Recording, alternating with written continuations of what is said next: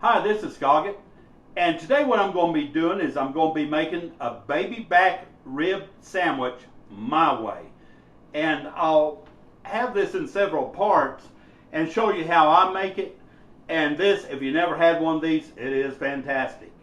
And I'll go ahead and show you how to prepare the ribs for the smoker, and we'll go from there. What you need is baby back ribs. You can have like one rack or two. Today I'm doing only one rack. It's just me and Mrs. Scoggett, so I'm doing one rack of baby backs. And when you get, I always express this, when you get your baby backs, you want to wash them off and pat them dry, because you don't know if there's any bone fragments in there, and if there's bone fragments, then that's going to really be bad when you bite into that. Go ahead and show you what I got.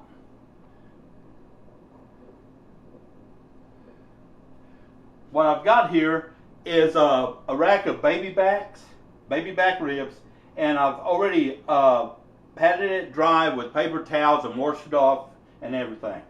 Now what you want to do when you get this is an important step. You want to remove the membrane from the back. Whenever you get any type of rib, you need to remove the membrane, because if you don't, it's going to make that rib tough and also won't let the smoke go through. So I'm going to get a paper towel and show you how to remove the membrane.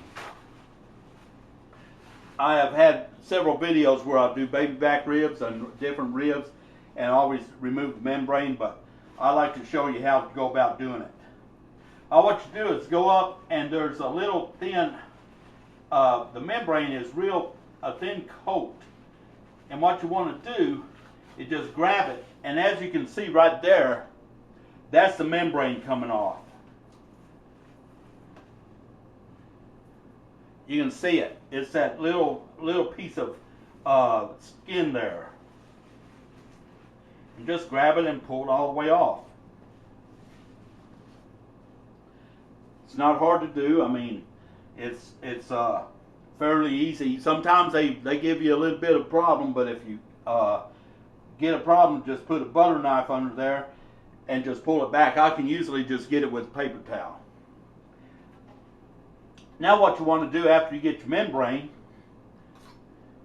off, you want to take a knife and cut slits right where the bone is. You can feel the bone, and you want to just cut an incision where each one of them bones are.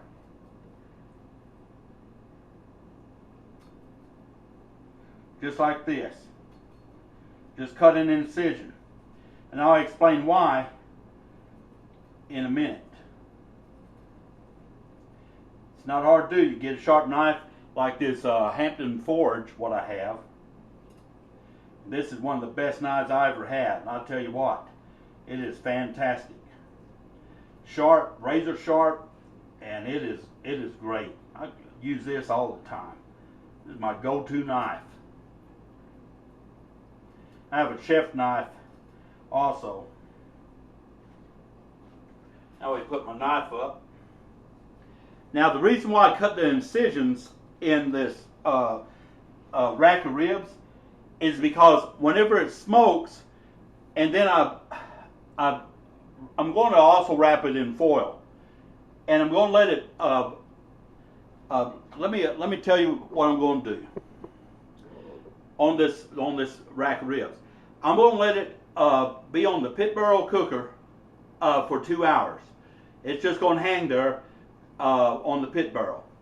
After 2 hours, I'm going to bring it in, and I'm going to double wrap it in foil, and it's going back on the pit barrel on the grate for another 2.5 hours. And the reason for this is, what I want to do is get these bones where they're tender. I mean, like the meat's so tender that I pull them off, and when I pull them off, every one of them's going to pull clean, and I'll have nothing but the baby back rib meat and to put on the sandwich. And I know it might sound a little complicated right now, but it will get where you understand what I'm doing whenever I show you. Okay, back to the ribs. I cut the incision in them, and what I'm going to do is today I'm going to be using the Pit Barrel Cooker beef and game pit rub. That's what I'm going to be using today. And I'm just going to go ahead and put it on there real liberally. I could use mustard and put it on, but I don't think it's necessary because of the way I'm going to cook it. If it was going to be out there and I was making the baby back ribs and they were going to spend the whole time on the cooker and not wrapped in foil, I would do it different. I would use the mustard. But what I'm going to do is just use the, just sprinkle it on there right now.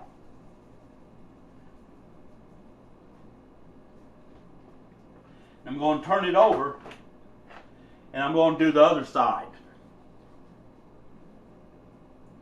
Same way. And you can use any type of rub you want. It doesn't matter. You use your favorite. This is just the one I'm using. It's the Pit Barrel Cooker beef and game rub. I like the way it tastes on the whenever I make this sandwich, and it has a real good taste to it.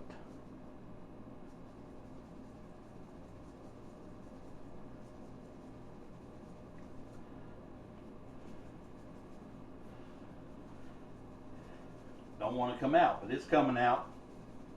This is some really good rub too, by the way. You never have this. You can buy it off a Pit Barrel Cooker.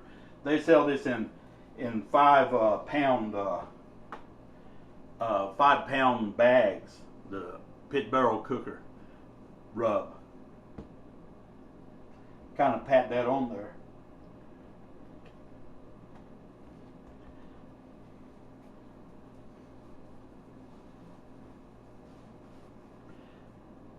Now what I'm going to do is I'm going to go ahead and insert my hook because it's going to be hanging. And what I'm going to do is go ahead and insert the hook, and I want the hook to go through about the second or third bone here. See, I'll put it right about here. Yeah. That's exactly where I need it. And what this is going to do in my pit barrel is this is going to hang on my pit barrel while I'm cooking it. If you have a offset smoker, you can do it the same way, just put it on the grate. But I'm using the pit barrel today, and I'll have the video on I'll show you how it looks on the pit barrel. I'll make a video on that. And today what I'm going to be doing is I'm going to be using hickory wood for my wood flavoring. I like the flavor of hickory. You can use any type you like. It doesn't matter. And I'm going to be using chunks today, chunks of hickory wood for the smoke flavor. Like I say, you can use any kind you want. Mesquite, if you like oak, if you like almond, if you like, it don't matter. Whatever you like, you use. It's just what I'm doing. I'm hickory smoking it. This is Scoggin, and I'll have the next video coming up. And I appreciate all you viewers and subscribers. Hope you give this a try. And whenever I get to the final finished product, you'll see what I mean. This is Scoggin, and y'all take care.